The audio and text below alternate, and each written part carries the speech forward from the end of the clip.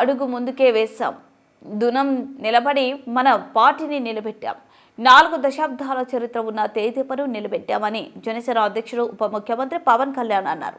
2019లో మనం ఓడినప్పుడు మీసాలు మెలేశారు, జబ్బులు చెరించారు, తొడలు కొట్టారు, అవమానించారు, ప్రజల్ని నిరంతరం హింసించారు. ఇదేం న్యాయమని అడిగితే జనసేన నాయకులు కార్యకర్తలపై కేసులు పెట్టారు, నిర్బంధంలోకి తోసేశారు.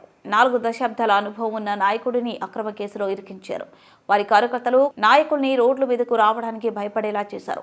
నన్ను తిట్టని తిట్టు లేదు, చేయని అవమానం లేదు, కుట్రలు కుతంత్రాలు చేశారు. అసెంబ్లీ గేటు కూడా తాకలేవు అని సవాల్ చేసిన చెరిచిన తొడల్ని బద్దలు కొట్టాం. 21 మంది ఎమ్మెల్యేలతో అసెంబ్లీలో 2 ఎంపీలతో పార్లమెంట్లో అడుగుపెట్టాం. దాష్టిక ప్రభుత్వాన్ని ఓడించి కూటమి ప్రభుత్వాన్ని గెలిపించాం. 11 ఏళ్లలో రిజిస్ట్రార్ పార్టీ నుంచి రికగ్నైజ్డ్ గుర్తింపుగా పొందిన పార్టీగా మార్చామని పవన్ పేర్కొన్నారు. పవర్ హంగ్రీ ఉండాలి, లేదా బలమైన సైద్ధాంతిక బలమన్నా ఉండాలి. వ్యక్తిగా ఎదగాలి, పదవే ముఖ్యం, అధికారమే ముఖ్యం. దానికోసం గుండాల్ని వాడుకుంటాం, మర్డర్లు చేయిస్తాం, వేల కోట్లు దోచేస్తాం, కులాలని కెలికేస్తాం, రకరకాల విద్వేషాలు రెచ్చగొడతాం, తద్వారా లాభపడతాం అన్నది ఇంకో పద్ధతి. నేను అది కోడికత్తిని వాడుకుంటాం, నేను అలాంటివి ఎంచుకోలే. సైద్ధాంతిక రాజకీయాన్ని ఎంచుకున్నాను.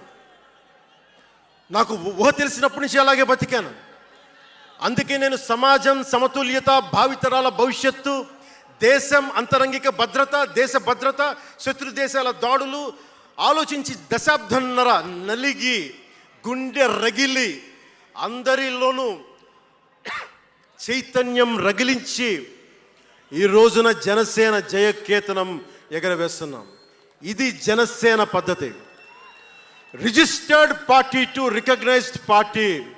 It took us a decade plus.